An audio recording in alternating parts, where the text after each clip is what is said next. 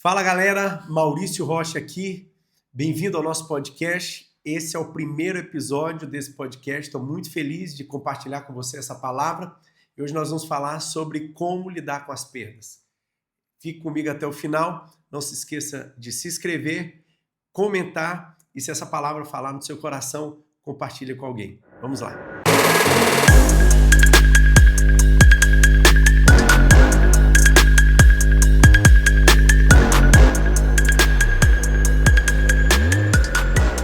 Como lidar com as perdas?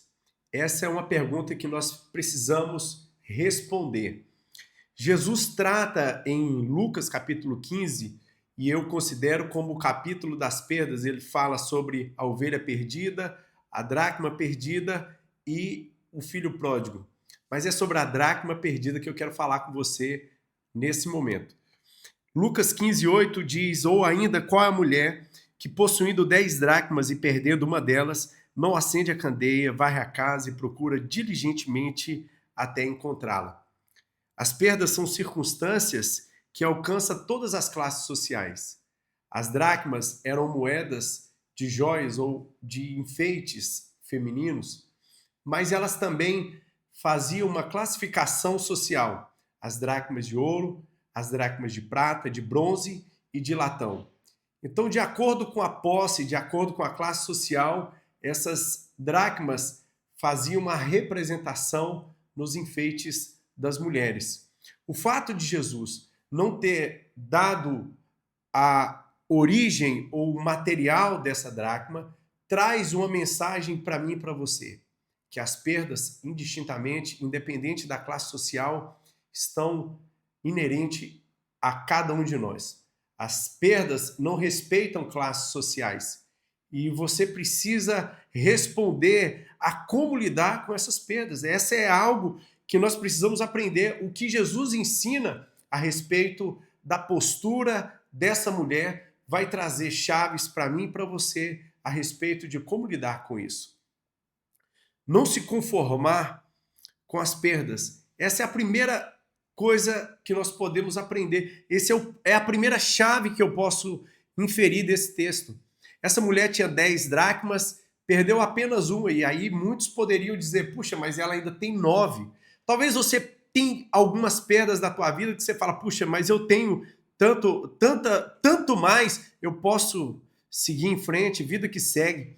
Mas essa mulher não se permite perder. E essa postura vai trazer uma atitude intencional.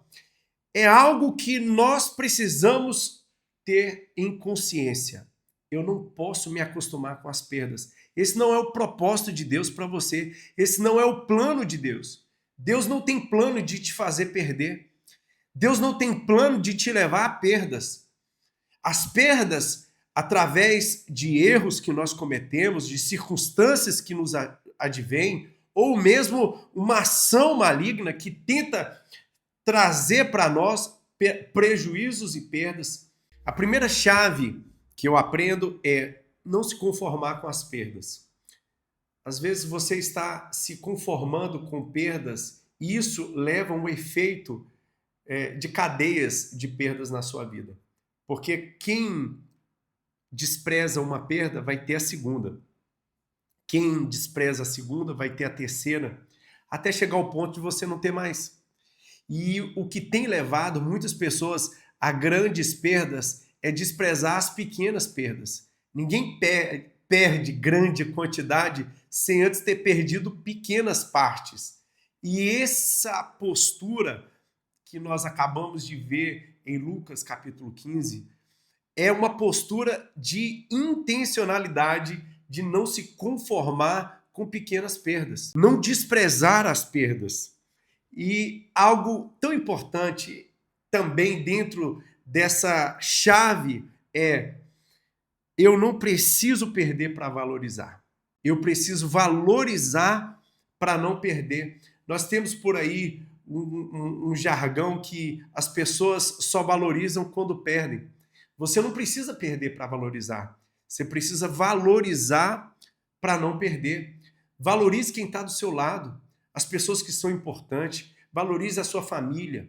Valorize o seu trabalho. Quantas pessoas desprezam o trabalho que tem e aí depois que perde, que recebe o aviso, começa, meu Deus, o que eu vou fazer? Quantas pessoas desprezam as conquistas que têm, porque assim como perdas, conquistas também são pequenas. São de pequenas conquistas em pequenas que eu vou construindo grandes conquistas. E as perdas também, de pequenas em pequenas perdas, eu vou construindo grandes perdas na minha vida. Eu preciso ter atenção para eu não desprezar as perdas e eu também não desprezar as minhas conquistas. Porque quem despreza a conquista vai ter no seu currículo perdas. Quem não valoriza, perde. Então a chave para não perder é valorizar. Valorize o que Deus já te entregou. Valorize as coisas que você já tem. Tem pessoas que ficam tão focadas naquilo que não tem que desprezam o que tem. E quem despreza o que tem, perde. Nós precisamos ter uma postura de gratidão por aquilo que Deus já nos entregou. Gratidão pelas pessoas que permanecem do nosso lado, independente das circunstâncias. Gratidão pela nossa família. Gratidão pelo nosso trabalho. Gratidão pelo dia. Gratidão pela saúde. Gratidão pelas pequenas coisas que nós temos na vida.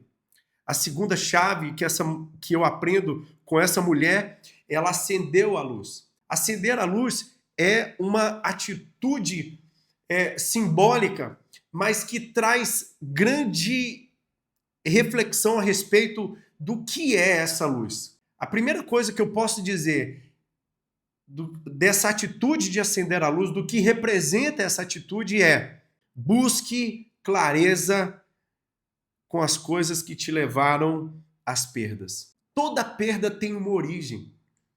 Ninguém perde por nada. Ninguém perde do nada, né? Você tem que investigar qual é a origem, onde aconteceu a desatenção, onde aconteceu o momento de inflexão que te levou a perder.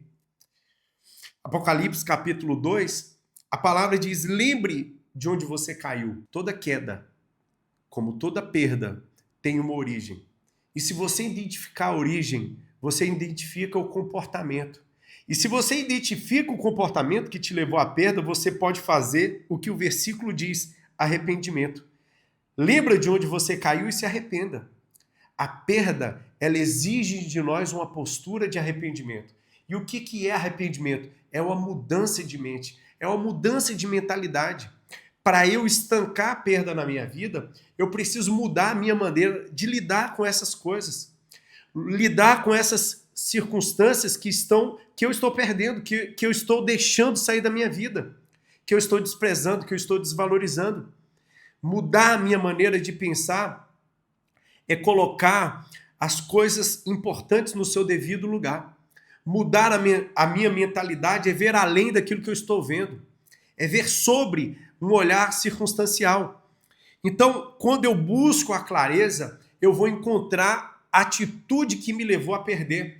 E eu posso, diante dessa identificação, constatar essa atitude errada, essa atitude equivocada. Quantas pessoas você tratou de maneira ruim, que você desprezou na sua vida, e você está deixando ir embora da tua vida e que não precisavam ir embora. E você simplesmente pode ter uma atitude de arrependimento, buscar a reconciliação com o seu pai, com a sua mãe, com o seu irmão, com um amigo, com a pessoa que você ama. Você precisa ter uma atitude de arrependimento para que a perda não se consolide na sua vida. Existem coisas que você perdeu que você pode reaver, mas você nunca reaverá se você não tiver uma postura de arrependimento.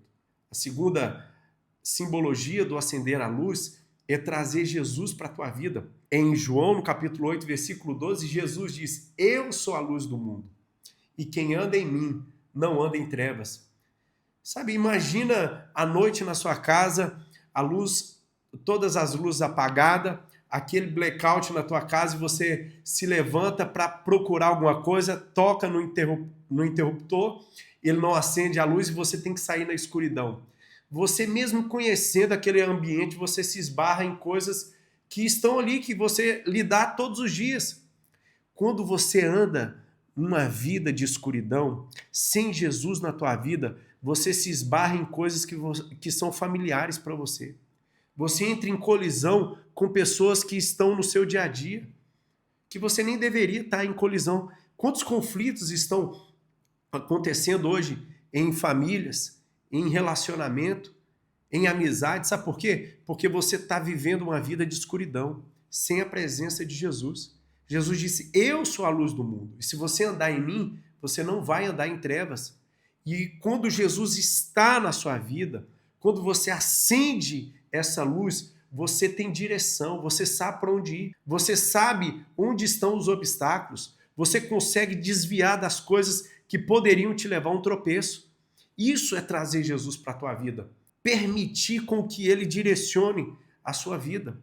Em Salmo 119, versículo 105, diz, lâmpada para os meus pés é a tua palavra e luz para os meus caminhos. A palavra de Jesus é luz e direção para você. Um avião precisa de referência de luz para pousar. Ele precisa de referência de luz para decolar. Todos nós precisamos de luz para viver uma vida sem conflitos, sem perdas, sem choques. A terceira chave, que também é tão importante quanto as outras duas, ela varreu a casa. O texto diz que ela varre a casa e busca diligentemente até encontrar. E o que isso representa para mim? O que isso representa para você? É que existem coisas que nós precisamos tirar da nossa vida. Existem faxinas emocionais, faxinas espirituais, faxinas sociais que nós precisamos fazer na nossa vida. Você provavelmente já teve um dia que deu a louca e você foi fazer uma faxina no seu quarto. Provavelmente você, quando abriu uma gaveta e começou a tirar coisas que eram superficiais dali, você encontrou alguma coisa e você fala, meu Deus, estava aqui e eu não sabia. É exatamente isso. Existem coisas que você achava que estava perdido, mas está aí do teu lado, está aí na tua vida, no seu ciclo de relacionamento ainda, mas você deixou de dar valor, deixou de perceber. E aí, o que a faxina na minha vida me ensina? Que existem coisas superficiais que estão tomando lugar, que estão escondendo as coisas essenciais. Você precisa se livrar das coisas superficiais, para que as essenciais se apareça na tua vida. Então, nós precisamos tirar da nossa vida, do nosso ciclo de vida, aquelas pessoas que muitas das vezes sugam a nossa energia, o nosso tempo, a nossa atenção, as nossas emoções. Tem pessoas que querem sugar tudo de você e não te entregam nada.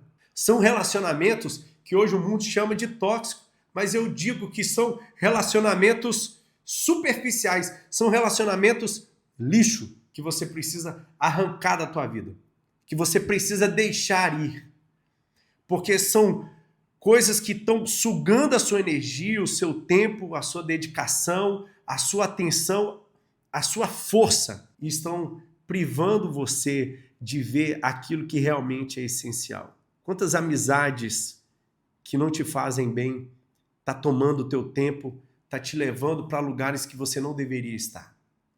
Tem pessoas que deixaram família por amizades que são destrutivas.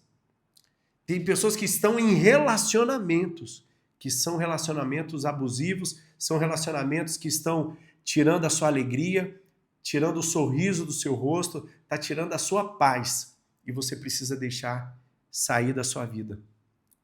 Eu quero te dizer algo muito importante neste momento.